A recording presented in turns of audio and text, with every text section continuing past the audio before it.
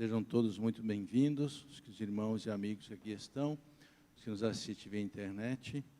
Nós estamos em uma série sobre os 10 mandamentos. E hoje vamos estudar sobre o 8º mandamento, que diz: não furtarás ou não roubarás. Diz lá, Êxodo 20, verso 15. Este será o verso de estudo desta noite e provavelmente no próximo domingo, porque é muito profundo este mandamento e ele envolve muitas questões da nossa vida. Coisas que às vezes nós pensamos que não está neste mandamento, e hoje poderemos ver que há muita profundidade neste mandamento. Algum momento na vida você já foi enganado? Alguém já prometeu algo para você e depois não cumpriu, ou lhe enganou, lhe dando alguma coisa que não era? Quando eu era menor, uma vez fui ao Paraguai. Eu morava em Medianeira, pertinho. Eu tinha lá, acho que uns 16 anos.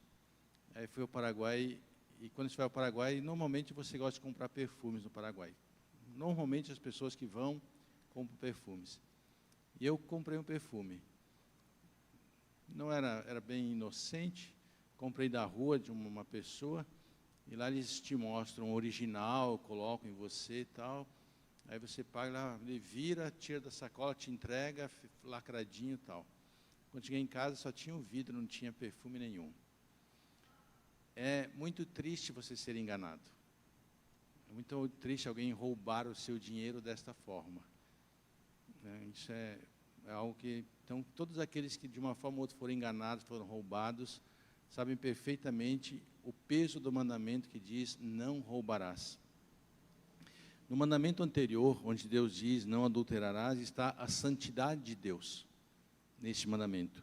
E no mandamento não furtarás ou não roubarás, está a justiça de Deus nos nossos relacionamentos. Portanto, vamos estudar quais são as causas de alguém partir por este lado de roubar. E alguém disse uma vez que normalmente nós queremos aquilo que nós podemos ter. Talvez não daquela qualidade, talvez não daquela marca, mas nós podemos ter. Por exemplo, aqui ou acolá nós vimos reportagens de alguém que matou o outro por causa de um tênis. Foi roubar um tênis de alguém e acabou matando a pessoa por causa de um tênis. A pergunta sempre é: você pode ter um calçado. Pode ter um calçado mais simples, mas você tem algo que vai proteger os seus pés. Não precisa ter aquele tênis importado de marca. Assim são com as roupas ou qualquer outro bem. Você roubar, por exemplo, o carro, um bem de locomoção de alguém, você não precisa. Você tem ônibus, você pode ter uma outra forma de se locomover. Então, normalmente o roubo está envolto de algo que você já tem. Então, há algum motivo mais que leva as pessoas a roubar. Primeiro, as pessoas roubam por causa da sua incredulidade. Elas não creem que Deus pode prover todas as coisas para elas. Elas são incrédulas quanto a quem Deus é e ao seu poder. E então, na sua incredulidade, elas roubam, se desesperam e acham que querem ter cada vez mais. E como não confiam no poder de Deus, elas acabam roubando. Como diz o incrédulo: Deus pode fornecer uma mesa no deserto? Deus pode preparar uma mesa para mim? Para o incrédulo, diz: não, Deus não pode. Ele prepara a sua própria mesa, porque ele não crê que Deus pode providenciar para ele todas as coisas que ele precisa. Ele não tem Cristo no coração. Outra razão do roubo está na questão da cobiça.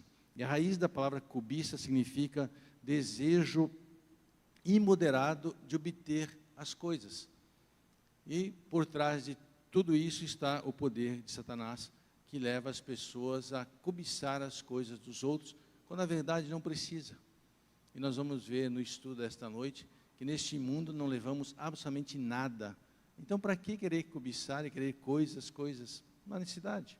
Você não vai levar, tem o suficiente para viver. Eu gosto da oração de Salomão, que ele diz: Senhor, não me dê demais para eu não esquecer de Ti, e nem de pouco para eu não blasfemar do Teu nome. Dá-me o que eu preciso para viver. E Deus nos dá muito mais quando nós olhamos para a nossa vida. Há muitas coisas que nós temos, que na verdade nós não precisamos, e Deus nos concede. mostrando a sua riqueza e a sua bondade para conosco. Quais são os tipos de roubo? Eu falei que por trás do roubo sempre está a figura de Satanás. A Bíblia diz em João 12:6 que Judas era um ladrão, mas em João 3:27 diz que Satanás entrou nele e colocou nele este hábito de roubar e se apropriar das coisas alheias. Quais são os tipos de roubos, então, que esse mandamento nos apresenta? Primeiro, nós roubamos a Deus. Um dos mandamentos diz que nós devemos guardar as 24 horas desse dia para Deus. E aqui e acolá nós vimos pessoas, quando vai terminar para poder começar minhas atividades, para poder ver isso, ver aquilo. E os incrédulos são um grande exemplo para nós. Eles gastam um dia inteiro em adoração aos seus ídolos. Interessante isso. E às vezes nós, para passarmos um tempo adorando a Deus, na sua presença, é algo que nos custa. Talvez um dia os incrédulos vão cobrar de nós o tempo que nós roubamos de Deus, que é dele, e nós queremos pegar para nós. Se demoramos um pouco mais, já achamos chato. E talvez a questão seja por causa da visão que nós temos de que estamos roubando o tempo que é de Deus. Há o roubar aos outros. Nós, ao roubar de almas, onde os hereges podem roubar a verdade dos homens, e assim roubam-lhes as suas almas. E há muitos que ensinam mentiras, coisas que dizem ser verdade, que na verdade não está na Bíblia, e assim estão roubando as almas do Senhor e a verdade dessas almas. Mas há um roubar dos bens materiais que está envolto nesse mandamento, não roubarás. E aqui nós podemos colocar os ladrões de rua, aqueles que andam nas nossas cidades, que roubam senhoras que caminham nas ruas, jovens, idosos e todo tipo de roubo que nós podemos assistir e ver nas nossas cidades. Há esses que roubam nas ruas. E o mandamento diz, não roubarás o teu próximo, diz Levítico 19:13, e Marcos 10:19 diz, não roube. Mas as pessoas hoje transgridem esse mandamento à luz do dia. Estão constantemente aqui ou acolá roubando. Há também o ladrão de casa, aquele que furta o dinheiro de seu mestre ou as suas mercadorias.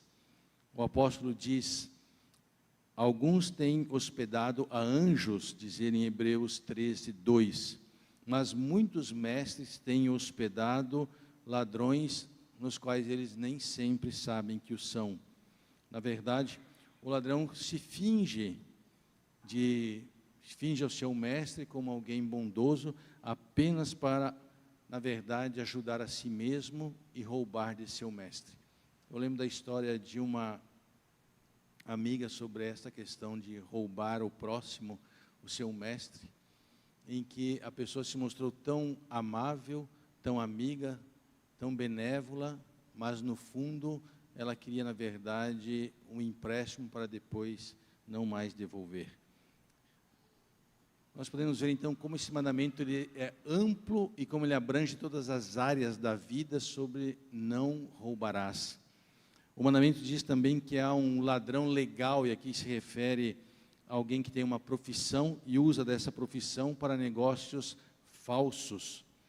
E no livro Patriarcas e Profetas está escrito, toda tentativa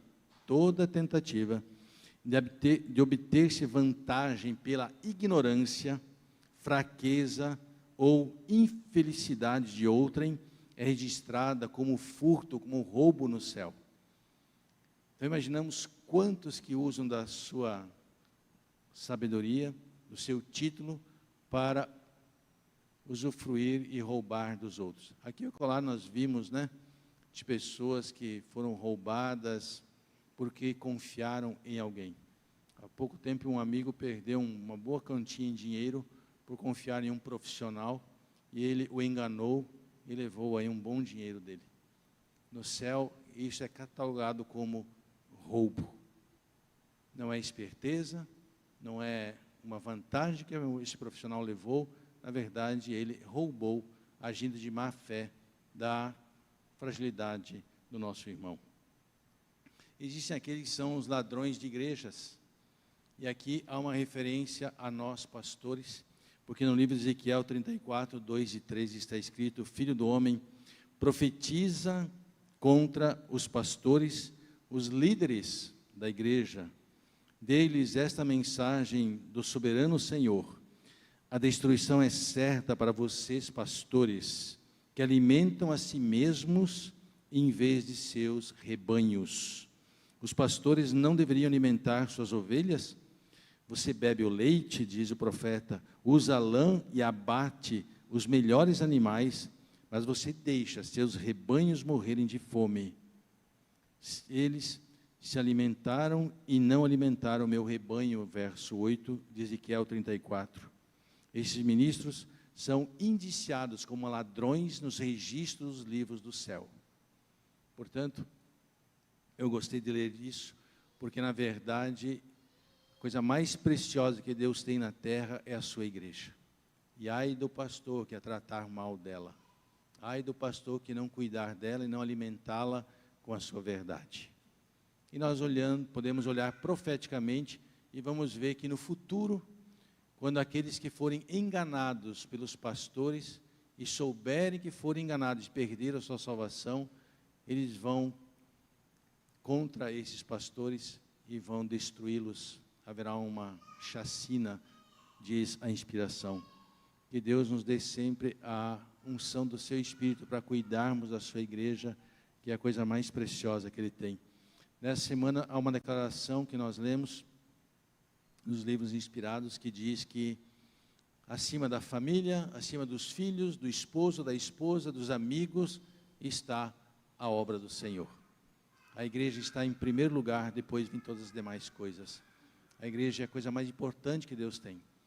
Quando Jesus estava ensinando, que vieram, eles disseram: Senhor, sua família está aí fora e quer vê-lo, está chamando. A resposta de Cristo foi: a minha família são aqueles que me seguem e me obedecem. Essa é a minha família. Portanto, devemos então olharmos para este mandamento como ele abrange esta área também de cuidar da igreja. Existe também o ladrão no comércio, aquele que rouba na venda, é aquele que usa pesos e medidas, rouba dos outros o que lhes é devido. No livro de Amós, capítulo 8, verso 5, diz: fazendo o efá pequeno. O efá era uma medida que os judeus usavam para vender as coisas. E ao eles fazerem um efá pequeno, eles, na verdade, estavam colocando pouco daquilo que devia ter ao vender. Eles vendiam por um preço, mas entregavam uma mercadoria menor para as pessoas. E Deus condena isso. Ao tomar esses pesos mais leves, os homens tornaram suas contas mais pesadas perante o Senhor. Na verdade, ele roubava na venda, porque colocava preços excessivos em suas mercadorias. Ele cobra 3 vezes mais por um artigo que lhe custou bem menos. Ultrapassar os outros na venda é roubar dinheiro deles. Não defraudarás o teu próximo, nem o roubarás, diz Levítico 19, 13. Defraudá-lo é roubá-lo. Enganar os outros na venda é roubo perante o Senhor. É uma forma astuta de roubar. E é contra a lei e contra o Evangelho de Cristo. Nenhum ganancioso se dará bem na vida. Levar vantagem no comércio expressa, na verdade, a falta de confiança no Deus que essa pessoa segue. Como se ele não pudesse prover para ela os recursos que ele precisa, e ele precisa de usar da fraude do seu pecado para poder se manter. Neste pecado está subentendido que é o diabo o meio de subsistência para essa pessoa, e que não seja ele que nos enriqueça. Se nós vendemos alguma coisa ao próximo, nós não devemos tirar vantagem disso, diz a Escritura em Levítico 25, 14. É contra o Evangelho. que nenhum homem vá além e defraude seu irmão, diz Paulo em 1 Tessalonicenses 4:6.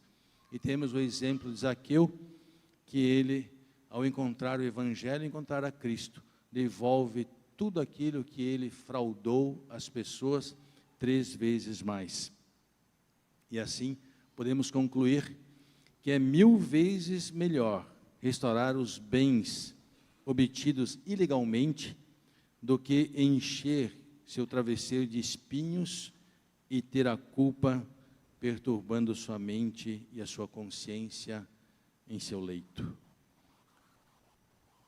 Há também, não somente esses ladrões que já mencionei, mas há o ladrão da falsidade, aquele que toma dinheiro emprestado dos outros com a intenção de não devolver. E aqui eu quero contar um caso de um irmão que relatou isso para mim, e eu fiquei pensando, eu achei que isso não acontecia. Ele tem um posto de combustível, ele diz que às vezes as pessoas chegam no posto, abastecem, e aí dizem, esqueci o cartão, e vão embora, depois eu vou pagar. E ele, como uma pessoa bondosa, ele acredita, e ele falou assim, de 10, e muitos fazem isso, de 10 que faz, 2 voltam para realmente pagar, e foram fiéis em dizer que tinham esquecido o cartão e não podiam pagar. Os outros 8, e ele disse, pastor, não são pessoas com carros simples, não. São pessoas com carros muito bons. Isso é registrado no céu como roubo do seu semelhante. É usar de má fé. Nós podemos ver como os mandamentos norteiam toda a nossa vida espiritual e cristã. Tudo que nós precisamos para viver a vida cristã estão nos mandamentos do Senhor. Existe uma questão interessante nesse mandamento, que diz que nós roubamos a nós mesmos. Nós roubamos a nós mesmos quando somos avarentos. O avarento é um ladrão e ele rouba de si mesmo, porque ele não consegue viver com o que ele tem e que é necessário para ele. Ele sempre acha que ele precisa ter mais, ele está roubando dele mesmo. Você não precisa ter mais do que você tem. No meu aniversário, a minha esposa me perguntou, o que você quer de presente? Eu falei, não preciso de nada, eu tenho tudo. Uma camisa? Não, eu tenho. Um tênis? Eu tenho só 2 pés, não precisa tantos. Um sapato? Não, eu tenho tudo, eu não preciso de nada. Ore por mim, é o melhor presente. Então, as pessoas roubam a si mesmas, achando que elas precisam de mais, de mais, de mais. Não há necessidade. O homem pode roubar a si mesmo, desperdiçando totalmente o que ele já tem. E há pessoas que desperdiçam as suas propriedades, desperdiçam o que ganham. E aqui, eu olho sempre para minha mãe, porque mamãe, quando o papai se separou, ela teve que cuidar de 4 filhos. Minha mãe criou 4 filhos e fez uma casa nova para ela. Eu fiquei admirado com isso. Eu perguntei um dia para ela, como você fez isso? Meu filho, todo mês, como regra, eu guardava um dinheirinho na poupança. Eu falei, mas quanto você guardava? Tinha mês que eu guardava 50, tinha mês que eu guardava 100 reais, tinha 10 meses que eu guardava 10. Durante a vida ela foi guardando. Agora, na tenra idade, ela fez uma casa. Então, não roube a si mesmo desperdiçando aquilo que Deus te dá. Guarde. Não gaste em coisas que são supérfluas. Um ladrão de si mesmo é aquele também que desperdiça o seu tempo. E o tempo é precioso. Apenas para falar sobre isso, eu quero dizer que não deixe o tempo vago, porque senão Satanás vai roubar o seu tempo. Use seu tempo. Se você não tem o que fazer, ore. Se não tem o que fazer, leia as Escrituras. Mas não deixe o seu tempo vago, ele é precioso para Deus. Você não deve empreender nenhuma ação na qual você não possa orar por aquilo. Mas também, você não pode orar por uma bênção se você adquiriu essa bênção roubando, sendo ilegal. Portanto, tome cuidado com esse mandamento. Leve-o a sério. Não roube. Deixe Deus conduzir sua vida. Um ladrão é um terror para si mesmo. ele sempre está com medo, porque a culpa gera medo. Pode ver, um ladrão sempre parece que alguém chega perto e há algum problema. Ele não tem paz no seu coração. Viva em paz, deixe Deus cuidar da sua vida. Se nós olharmos para a Bíblia, para os julgamentos sobre esse pecado de roubar, nós podemos olhar para Acã, que foi ladrão, e ele foi apedrejado de morte, lá em Josué 7:25, por causa deste pecado. Fábio, um juiz romano, mandou executar seu filho por ser um ladrão. Ladrões morrem com ignomia. Existe coisa pior que a morte, pois enquanto eles roubam o dinheiro dos outros, eles roubam a si mesmo a sua salvação. O que deve ser feito para evitar o roubo? Duas coisas extremamente simples. Primeiro, viva em uma vocação. Aquele que furtava, não furte mais, diz o apóstolo Paulo. Antes, deixe-o trabalhando com as suas próprias mãos. Efésios 4:28, diz o apóstolo. Esse é um excelente mandamento. Eu gostaria de falar alguma coisa sobre isso, que Paulo disse que nós devemos trabalhar com as próprias mãos. Eu não sei se nós, ao alimentarmos as pessoas, sem darmos a elas uma oportunidade de sair da situação em que elas estão, é benéfico. Eu aprendi no judaísmo, que no judaísmo eles não dão a comida, o alimento para as pessoas. Se eles encontram um mendigo na rua, eles dizem: o que você sabe fazer? Eu sei engraxar sapatos. Eles vão lá, compram uma caixinha de sapatos, compram todas as ceras, todas as graxas, compram os panos, compram as coisas e dão para eles: vá trabalhar. Até você começar a ganhar, nós vamos te ajudar. Mas você vai trabalhar e vai desenvolver, porque senão estão roubando a si mesmos. E não é justo. Eu não sei, há uma prática, e eu não sei de onde essa prática é, de ter que ficar dando comida sempre para quem não quer trabalhar. A Bíblia diz que quem não trabalha, não come, diz o apóstolo. E o apóstolo diz: nós trabalhando fazemos tenda para não ser pesados aos outros. Eu pergunto, a quantos que estão nas ruas da nossa cidade estariam dispostos a realmente trabalhar para ter a dignidade? Talvez a maioria deles diria: não, eu prefiro ir lá que a prefeitura me dá, eu prefiro ir ali que a igreja me dá. Será que estamos fazendo o que é certo? Será que não estamos roubando, agindo dessa forma? É algo para nós pensarmos. A segunda forma de nós evitarmos esse pecado do roubo é nós nos contentarmos com aquilo que Deus nos deu. No livro de Hebreus 13, verso 5, está escrito: fique contente com as coisas que você tem. Você não precisa mais do que você tem. Como eu falei inicialmente, o que você vai levar deste mundo para o céu? Absolutamente nada. Meu iPad vai ficar, talvez tirem até a minha aliança quando eu morrer, talvez essa roupa, coloque uma roupa mais simples. Não precisa, você não vai levar nada. Então, não deixe se levar para as coisas deste mundo e achar que você precisa mais do que você tem. Viva feliz com o que você tem. Agradeça a Deus pelo que Ele lhe dá. E acima de tudo, agradeça a Ele pela promessa que Ele falou que o seu pão e a sua água serão certos. Porque mesmo que você não tenha nada neste mundo, jamais deixe de ter Jesus no seu coração. Mesmo que lhe falte tudo neste mundo, não deixe faltar a presença do Espírito em seu coração. Porque é isso que tem valor. Não deixe que as coisas materiais deste mundo roubem a paz e a serenidade que Cristo dá. Amém. Vamos orar? Senhor, nosso Deus e nosso querido Pai, ajuda-nos, Senhor, a viver este mandamento, a viver confiando plenamente que o Senhor suprirá todas as nossas cidades, a sermos fiéis e vivemos conforme a Tua vontade, em nome de Jesus. Amém.